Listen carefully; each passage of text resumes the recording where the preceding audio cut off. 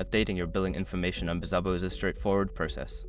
Follow these steps to ensure your account information is current. Step 1. Log into your account. Visit the Bizzabo website and log in using your credentials.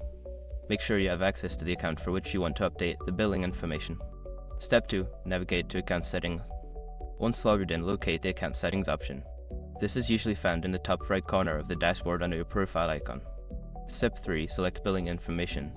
In the account settings menu, find and click on the billing or payment information section. This will take you to the area where you can view and edit your billing details. Step 4. Update your information. Don't continue before doing this. A lot of online accounts end up exposed in breaches without people even realizing it. Use SROC to constantly monitor your email and accounts and get alerted immediately if your information gets leaked online. It scans billions of breached records 24/7 in the background. And honestly, for a few dollars a month, it's something everybody should probably have. Link in the description. Step 5. Save changes.